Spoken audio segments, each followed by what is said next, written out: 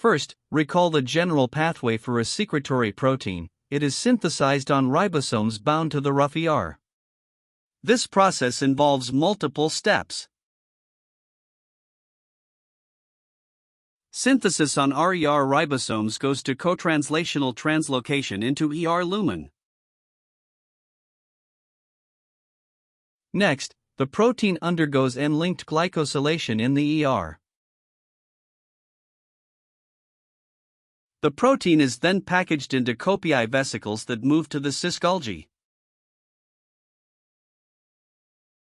It traverses the Golgi stack, cis to medial to trans, where further modifications and sorting occur.